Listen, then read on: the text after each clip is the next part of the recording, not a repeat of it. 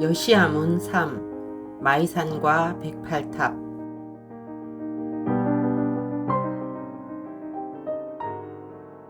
이튿날 아침 눈을 떴다.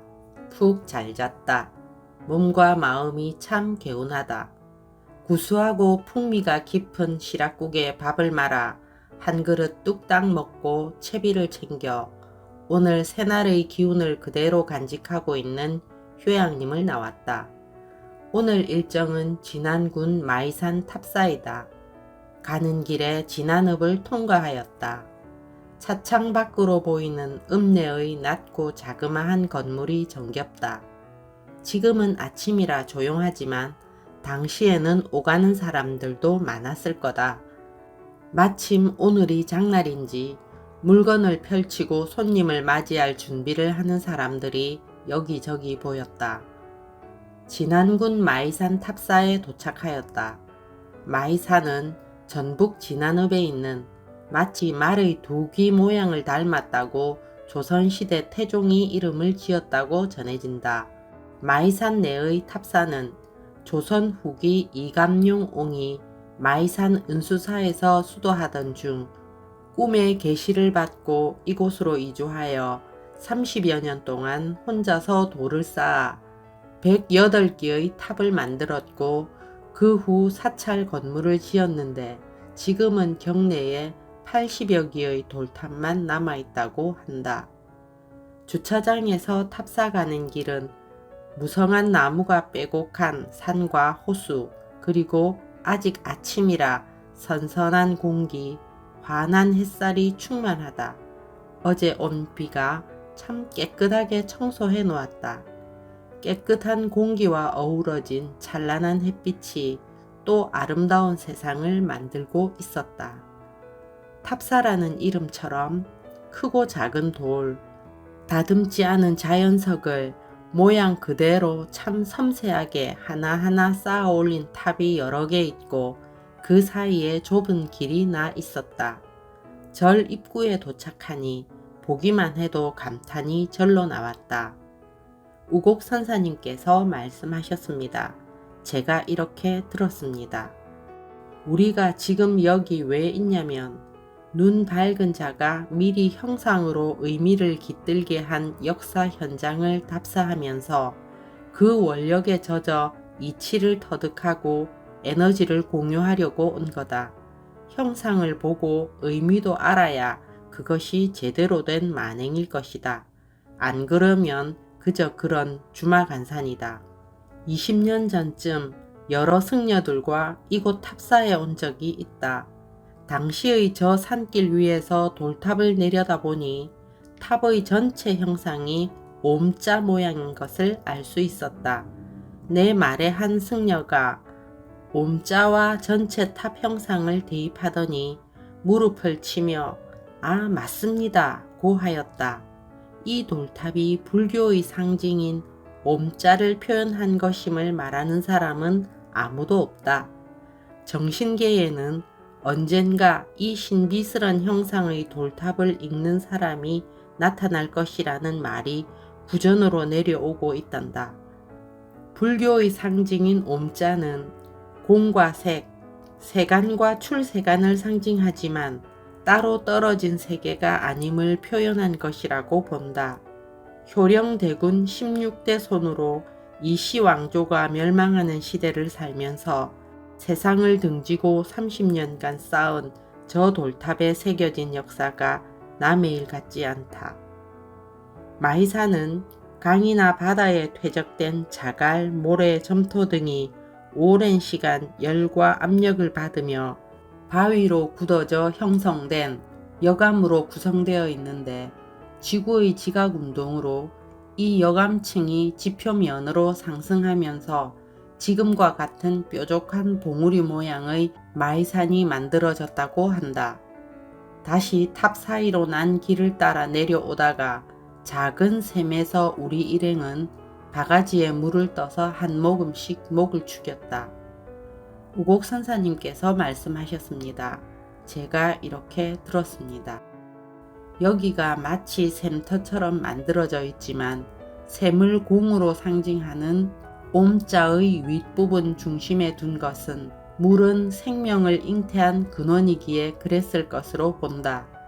지금 우리는 이감룡 옹께서 부모의 3년 심요살이를 마친 후 이곳에서 108기 돌탑을 쌓으며 업을 녹이려는 이분의 불도와 마주하고 있다. 그냥 돌탑 무더기가 아니라 인생 무상을 절감하지 않고서는 감히 실행할 수 없는 처절한 인고의 현장임을 알면 마음이 숙연해지지 않을 수 없다. 탑사를 다 둘러보고 나오는데 안내문이 있었다. 읽어보니 마이산은 조선과 얽힌 많은 이야기가 있었다. 마이산에는 조선을 건국한 태조 이성계의 제사를 지내며 전북 지역 항일운동의 거점 역할을 했던 이산묘, 호남 지역의 대표적 항일 의병장인 이석용 의병장이 의병을 일으킨 용암, 태조 이성계가 남원 운봉에서 왜구를 무찌르고 개선하던 중 잠시 머물렀던 곳이라는 주필대 등이 있다고 한다. 그래서 이감룡 이분이 느꼈던 조선의 패망을 당시 조선 백성이면 모두 그랬겠지만 더 깊게 아프고 슬펐겠다 싶었다. 그 이전에도 마이산은 다양한 이름으로 불리었는데 신라시대에는 서다산, 고려시대에는 용출봉, 조선 초기에는 태조 이성계가 속금산이라 이름 지었다고 한다. 왜 서다산인가? 우곡선사님께서 대중들에게 물으셨다. 우리는 멈칫하며 열심히 뭘까 생각하고 있는데 우곡선사님께서 말씀하셨습니다. 제가 이렇게 들었습니다. 신라시대에 여기를 서다산이라고 이름한 것은 하천이 융기하여 산을 이룬 수많은 돌멩이 하나하나를 산으로 본 거다. 홀연히 낮은 곳으로부터 솟아오른 힘과 작은 돌멩이가 뭉쳐 거대한 산을 이룬 것을 영험하다고 보았을 것이고 지금도 마찬가지지 않은가. 태종이 마이산이라 불렀던 것은 껍데기 형상만 읽은 결과다. 아, 그렇구나. 돌 하나하나를 산으로. 그런 뜻이 있었구나. 탑사 탐방을 마치고 올라오는 길에 보았던 넓은 호수에 뛰어있는 오리배를 타보기로 하였다. 우리들은 생애 처음이거나 혹은 아주 오래전 한두 번쯤 타봤음직한 오리배가 설레면서도 어리둥절하였다. 처음에는 좀 어색해하며 만행에서 오리배 타기를 하면서 이전에는 없는 경험이라 낯설고 작동법도 익숙하지 않았지만 좀 있으니 그게 대수랴. 얼굴에는 모두 미소가 가득하였다. 호수 가득 웃음소리와 노랫소리가 울려 퍼지고 모두 동심으로 꿈처럼 흘러간 젊은 시절로 잠시 돌아갔다. 의외라는 우리의 표정을 읽으신 선사님께서 이곳의 기운이 오리배를 띄운 호수와 조화를 이룬다고 말씀해 주셨다.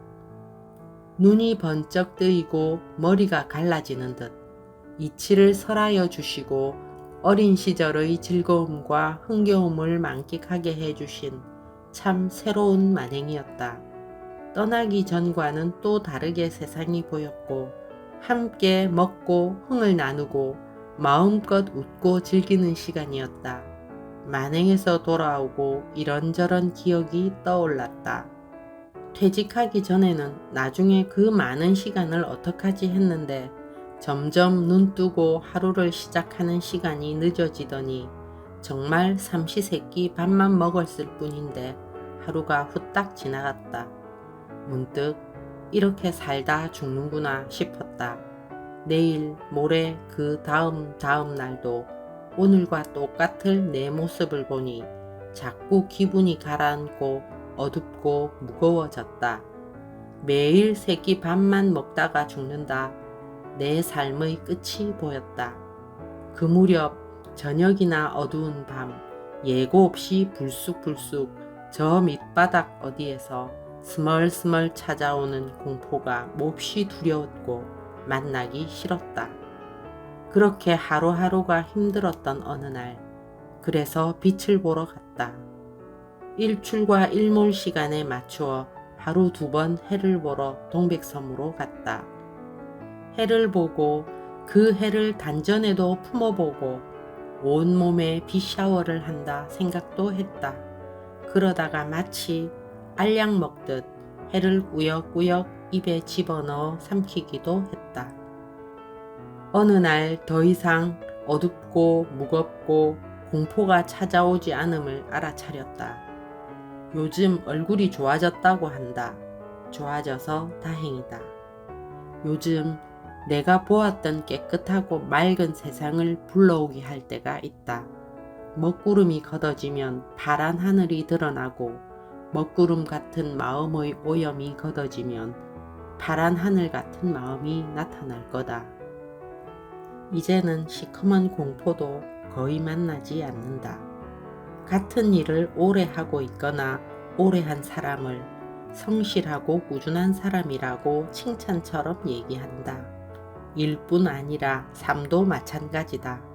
성실하고 꾸준함에는 보이지 않는 그 사람의 치열한 역사가 숨어 있다.